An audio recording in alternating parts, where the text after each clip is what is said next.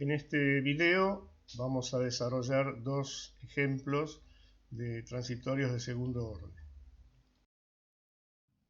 Comenzamos con un circuito RLC serie con una fuente E igual a la función escalón unitario. Todos los demás datos están indicados de los elementos del circuito. En particular, las condiciones iniciales, que son la corriente en la bobina y la tensión en el capacitor, en 0- son iguales a 0. Podemos comenzar determinando qué tipo de respuestas tendremos. Para eso calculamos el coeficiente de amortiguamiento alfa, que nos da 1,5, y la frecuencia de resonancia omega 0, que nos da raíz de 2. Por lo tanto, como alfa es mayor que omega 0, estamos en presencia de un caso sobreamortiguado, es decir, donde las raíces son reales y distintas. Como vimos en teoría, la ecuación característica se expresa de la forma S cuadrado más R sobre L por S más 1 sobre LC igual a 0. Reemplazamos con los datos para obtener nuestro caso particular. Eso nos da esa ecuación de segundo grado, donde las raíces, como esperábamos, son reales y distintas. S1 igual a menos 1 y S2 igual a menos 2. De esta manera obtenemos la solución de la corriente en general, I de t, la que aparece recuadrado ahí abajo en amarillo. Y ahora debemos determinar los valores de las constantes A y B. Para ello vamos a recurrir a las condiciones iniciales. El siguiente paso entonces va a ser plantear la ecuación de malla en t igual a 0 y reemplazar por las condiciones iniciales, es decir, la corriente en 0, para obtener la derivada de la corriente en 0, que es una condición que necesitamos para ayudarnos a encontrar el valor de las constantes A1 y A2. En este caso, la derivada adopta un valor de 0,002. Con este valor, y recordando ahora las expresiones generales para I de t y su derivada, podemos reemplazar en los valores en 0 de la corriente y los valores en 0 de la derivada. De esta manera encontramos dos expresiones que nos permiten resolver nuestras dos incógnitas, que en este caso son las constantes A y B. Ya con las constantes A y B podemos directamente plantear la expresión que nos va a resultar para la corriente. En este caso sacamos factor común con la constante 0,002.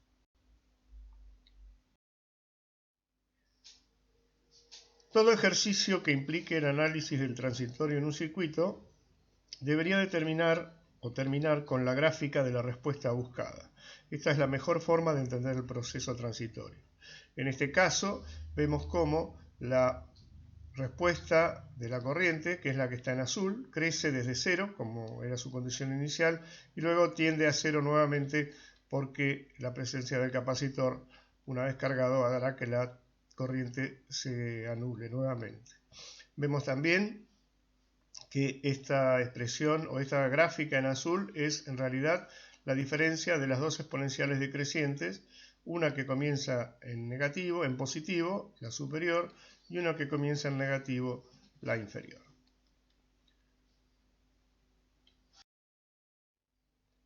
Habiendo obtenido la expresión para la corriente transitoria, podemos a continuación obtener las expresiones para las caídas de tensión en cada uno de los elementos. Obtenemos entonces la caída de tensión en la inductancia con la conocida expresión L de I a de t, en la capacidad con 1 sobre C por la integral de I de t, y en la resistencia simplemente el producto de R por I de t. Es interesante graficar estas tres expresiones que, como vemos, en todo momento su suma, como nos muestra la línea superior de color fucsia, es igual a 1 volt, que es el valor de la fuente de tensión. Esto cumple naturalmente con las leyes de Kirchhoff. En tanto, las otras expresiones, por ejemplo, la de la caída de tensión en la resistencia, se comporta exactamente igual que la corriente. La tensión en el capacitor comienza en 0 y luego va creciendo exponencialmente hasta alcanzar el valor definitivo de 1 volt.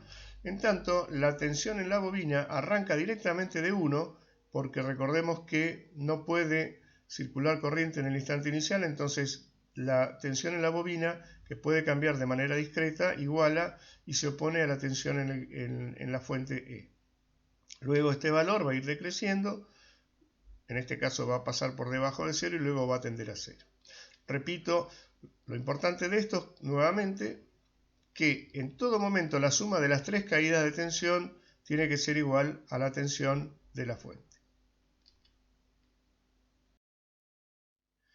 Veamos ahora un segundo ejemplo donde las condiciones iniciales no son nulas. Acá figuran la corriente inicial de 12 A en la bobina y la tensión inicial en el capacitor de 12 voltios. En el instante t igual 0, el interruptor que estaba cerrado se abre y veamos qué es lo que sucede con la corriente en la bobina y la tensión en el capacitor en la malla de la izquierda, que es la única que permanece cerrada.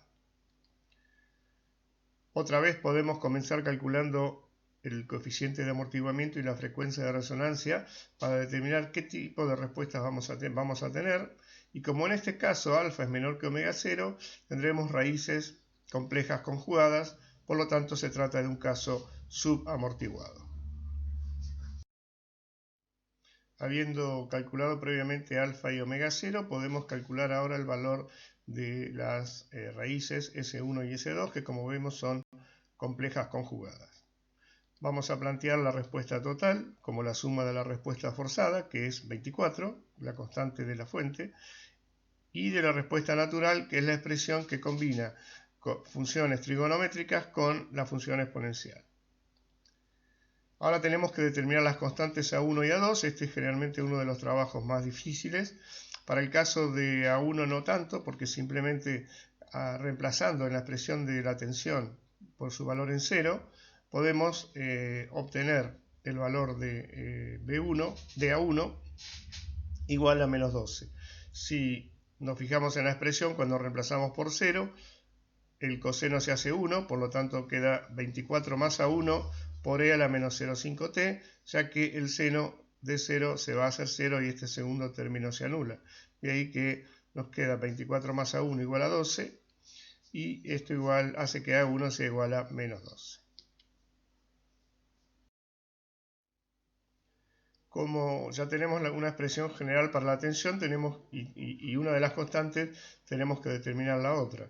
Para ello, nosotros sabemos que en el instante inicial y 0, la capacidad por la derivada de la tensión en 0 respecto de t es igual a 12, que esa es la condición inicial para I0, y por lo tanto, despejando, dado que c es igual a 0,25, obtenemos el valor, o evaluamos la derivada en 0 de la tensión, que es igual a 48. Luego, tomamos la expresión de la tensión, la derivamos respecto del tiempo, nos queda esta expresión larga que tenemos aquí, y finalmente, reemplazando en 0, vamos a obtener y despejando, vamos a obtener el valor de la constante A2 que nos faltaba, que en este caso es 21.694. Recomiendo que hagan estos pasos por ustedes mismos, ya que yo acá me estoy salteando varios por una cuestión de practicidad, de que no aparezcan todos los pasos, que no tendría mucho sentido, pero ustedes sería bueno que los completaran a modo de practicar. Finalmente, habiendo determinado los valores de las constantes A1 y A2, gracias a haber evaluado las condiciones iniciales de la función y de su primera derivada, obtenemos la expresión definitiva, acá en amarillo, de la tensión. Como les mencionaba antes, la importancia de la gráfica. Acá tenemos la expresión para la tensión graficada. Podemos comprobar que la tensión inicial es 12 volt, como se esperaba que fuera, y que la tensión final será de 24 volt. El proceso es oscilatorio debido a la presencia de las expresiones trigonométricas, y la oscilación se produce alrededor del valor final, que en este caso no es 0, sino es el valor de la fuente de tensión de 24 voltios.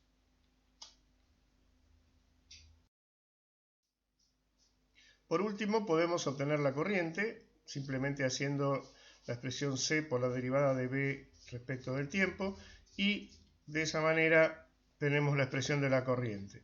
Podemos comprobar que, dado que en t igual 0, el seno de 0 va a ser 0 y el coseno va a ser 1, me va a quedar 12 por e a la 0, que es 1. Es decir, la corriente inicial, como era de esperarse, es igual a 12 amperes. Y en cuanto a su valor para infinito, va a tender a 0, ya que la expresión exponencial, a medida que crezca el tiempo, tiende a anularse. El mismo análisis que hicimos recién en la expresión de la función de la corriente, lo podemos hacer en la gráfica. Observamos claramente que la corriente inicia en su valor inicial de 12 y luego, oscilando, va a concluir en su valor final de 0 amperes. A partir de la expresión de la corriente podríamos haber calculado las caídas de tensión en los tres elementos, R, L y C.